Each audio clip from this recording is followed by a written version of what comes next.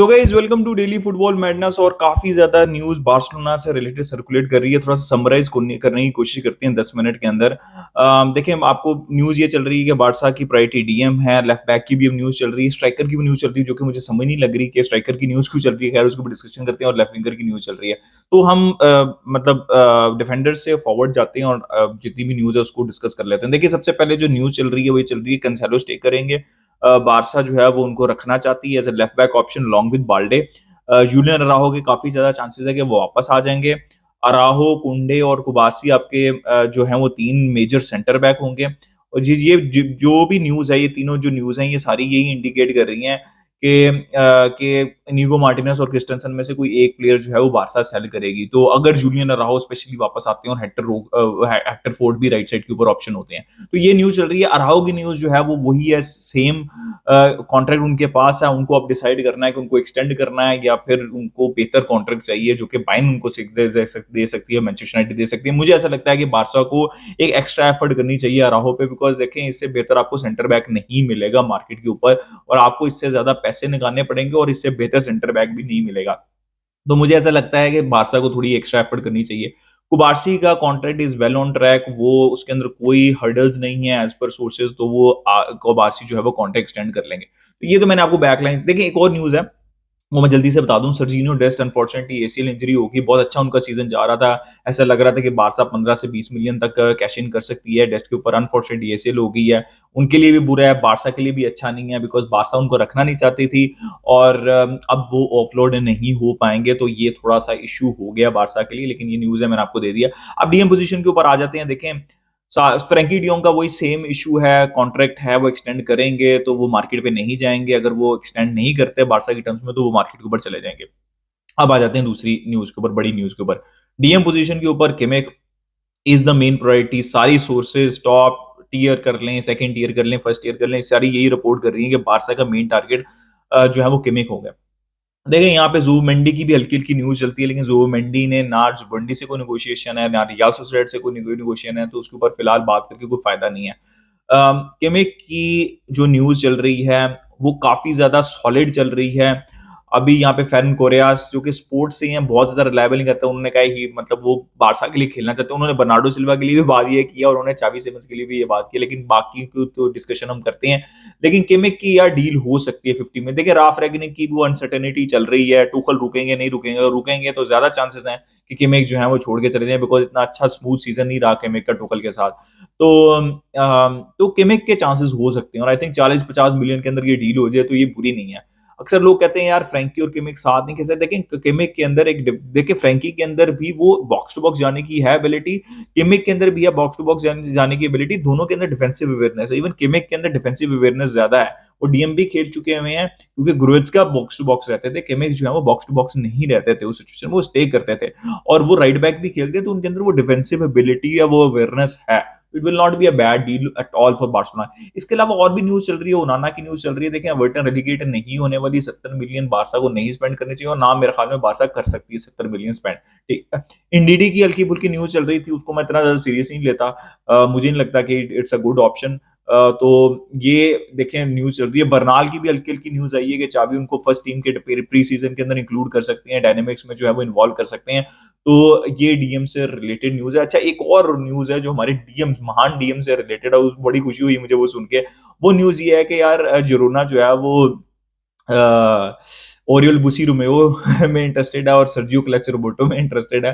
भाई अगर भाई मैं तो जो कहेंगे भाई, मैं तो अगले सीजन से पक्का जिरोना सपोर्टर हो जाऊंगा अगर ये दोनों लेके और इनकी डायरेक्ट स्वैप कर दें वो एलिक्स गार्सिया से, और एरिक गार्सिया के लिए भी हमें 15 मिलियन देते हैं। भाई इससे बेहतर डील स्टील भाई लो और भाग जाओ। ठीक है भाई, अगर ये न्यूज ट्रू है ना, तो भाई अगर ऐसा हो रहा है तो खुदा का वास्ता है भाई, चाबी बीच में हर्डल मत डालना। ये जो तुम्हारा चलता रहता है सर्जियो रोबर्टो के साथ उसको थोड़ी देर के लिए साइड पर रखो, वो घर में करो। ठीक है वो घर में मौका मिल जाएगा, लेकिन ये पिच के ऊपर ना गन डालो। तो अगर ऐसा कुछ हो रहा है तो होने दो भाई। ठीक है तो खैर ये मैंने आपको डीएम से रिलेटेड जितनी भी सारी न्यूज थी वो मैंने आपको बता दी। अब थोड़ा सा आगे बढ़ते हैं। देखें बर्नार्डो सिल्वा देखें कहानी तो है, इसके अंदर सच्चाई तो है। First year to second year third year जो भी है, Bernardo Silva was always link to Barcelona. 3 साल हो चुके हुए हैं, और अगर उनकी विलिंगनेस ना होती तो वो स्टॉल ना करते कॉन्ट्रैक्ट, कोई न्यूज ही ना बनती, वो एक ही स्टेटमेंट देते और एक ही स्टेटमेंट के अंदर कहानी खत्म हो जाती है कि भाई मैं तो इंटरेस्टेड था ही नहीं कभी बार्सिलोना में, ऐसा उन्होंने कभी आज तक नहीं कहा। इसका मतलब है बारसा भी इंटरेस्टेड है और वो भी इंटरेस्टेड है। It is always about financial, और मैंने हमेशा आपको कहा है बर्नार्डो की डील बारसा भी देखिए बारसा एज पर रिपोर्ट 1:1 में आ जाती है तो वो बर्नार्डो सिल्वा को साइन करने के लिए ऊपर जाएंगे। मैं इस चीज के हक में नहीं हूँ कि आप देखिए रफीनिया तो फिर जाएंगे जाएंगे, अगर बर्नार्डो आएंगे तो पक्की बात है। लेकिन मैं ज्यादा इस चीज के हक में को आप डीएम साइन करें कि लेफ्ट विंगर साइन करो, आप लेफ्ट विंगर के ऊपर आते हैं। Bernardo Silva is a special special player, but is already 30-60 million euros आपको स्पेंड करने पड़ेंगे और आपको उस पोजीशन के लिए स्पेंड करने पड़ेंगे। इसका मतलब ये है कि आप लमीन यमाल को तो खिलाएंगे तो वो इंटीरियर पोजीशंस के ऊपर खेलेंगे जहां पे आपके पास ऑलरेडी इतनी ऑप्शंस हैं। आप वहां पे गावी खेल सकते हैं, वहां पे क्या नाम है, अगर आप डीएम ले आएंगे तो गावी, पेड्री, गुंडोगॉन और जितने भी हमारे लेफ्ट इंटीरियर्स हैं, जॉ फेलिक्स और ये सारे ये वहीं पे ऑप्शन है, ठीक है। तो मैं थोड़ा सा टेंटेटिव हूँ यहाँ पे बर्नार्डो सिल्वा को लेके, लेकिन खैर अब ये न्यूज चल रही है, मैंने आपको बता दिया। देखिए जाओ फिलिक्स की न्यूज सिंपल सी है, अगर बारसा लेफ्ट विंगर साइन कर पाएगी तो बारसा उनको नहीं लोन पे भी नहीं रखेगी, और अगर बारसा लेफ्ट विंगर नहीं साइन कर पाएगी तो वो उनको लोन डील हो जाएगी। ये जाओ फिलिक्स से रिलेटेड, आई थिंक ये स्ट्रेटेजी बिल्कुल ठीक है। अब जहां पे मसला है ना मुझे, वो बर्नार्डो सिल्वा का भी मसला है मुझे, और मुझे ये जो चावी सिमेंस और डैनी अल्मो की न्यूज आती है ना, इसका भी मुझे बहुत मसला है भाई। देखिए दोनों स्पेशल स्पेशल प्लेयर हैं। देखिए चावी सिमेंस की तो वैसी डील बहुत मुश्किल होने वाली है, इवन डैनी अल्मो की भी नहीं होने वाली। वो तो चले 60 मिलियन का उनका रिलीज क्लॉज है, चावी सिमंस के लिए पीएसजी से आपको निगोशिएट करना पड़ेगा भाई, घंटा वो इतना आसान नहीं होने वाला।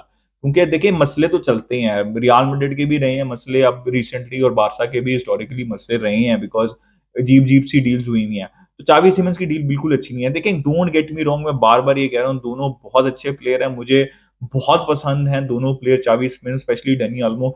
लेकिन भाई आप क्या, आपको विंगर चाहिए। अगर आपने चैंपियंस लीग की नाइट्स देखने के बाद, मैचेस रिसेंट देखने के बाद, या फिर पिछले 2-3 साल के मैचेस देखने के बाद अभी तक ये रियलाइज नहीं किया कि जब तक आपके पास फॉरवर्ड थ्री आपके के पास इन बिहाइंड पेस नहीं है, डायरेक्टनेस नहीं है, और ऑब्वियसली फिनिशिंग एबिलिटी तो होनी चाहिए, तो आप नहीं सर्वाइव कर सकते। स्पेशली चैंपियंस लालिगा में चल जाता है जहां पे आपके पास कंट्रोल है, आप मोस्टली अपने से हल्की टीम के अगेंस्ट खेल रहे होते हैं, तो आपके पास कंट्रोल है, आपको ना वो इन बिहाइंड रन पेस चाहिए होती है, ना आपको काउंटर में एंड टू एंड स्टफ बहुत ज्यादा नहीं चल रहा होता। वहां पे रफीनिया भी काम आ जाते हैं, बहुत इंपॉर्टेंट रहते हैं, वहां पे लेवेंडोस्की भी काम आ जाते हैं।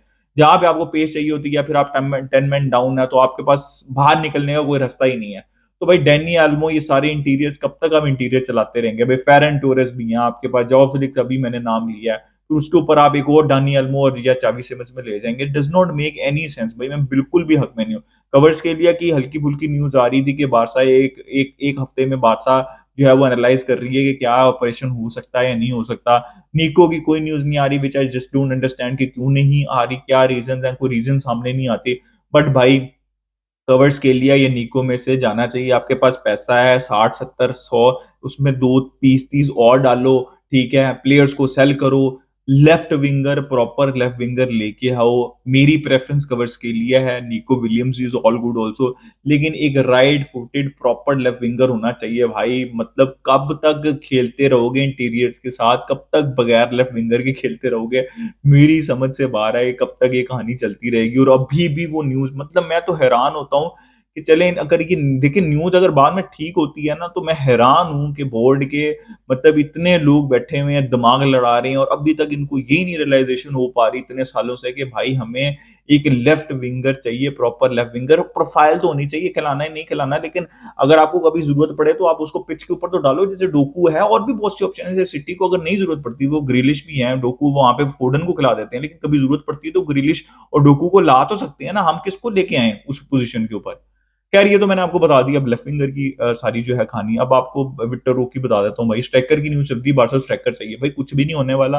विक्टर रोक जाएंगे लोन पे, अगर वो नहीं जाएंगे तो उनको टाइम नहीं मिलेगा, ठीक है। मैं आपको बता रहा हूँ फेरन टोरेस को मिलेगा थोड़ा बहुत टाइम।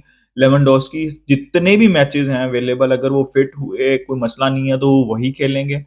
चावी का सबसे बड़ा नेगेटिव मुझे ये लगता है रुकने का, कि वो लेवेंडोस्की से विक्टर रोक में ट्रांजिशन नहीं कर पाएंगे। अगर कर पाए तो बहुत अच्छी बात है, लेकिन पिछले सीजन में कोई ऐसी इंडिकेशन नहीं मिली। विक्टर रोक लोन के ऊपर नहीं जाना चाहते एज पर रिपोर्ट, बासा उनको भेजना चाह रही है। लेकिन बात सिंपल सी है भाई, मैं लेवेंडोस्की के होते हुए अगर वो इंजर्ड हो जाते हैं तो मौका मिल सकता है, नहीं तो नहीं मिलने वाला यहाँ पे विक्टर रोक को मौका। अगर आपने पिछले सीजन जो ऑब्जर्वेशन है, नहीं मेरे हिसाब से तो नहीं मिलने वाला। खैर अपना ओपिनियन दें रिगार्डिंग एवरीथिंग जो मैंने अपना आपको बताया, अपना भी ओपिनियन दें कि आप क्या चाहते हैं। लाइक, सब्सक्राइब, शेयर की। मैं जाएंगे football. Next time, goodbye for me.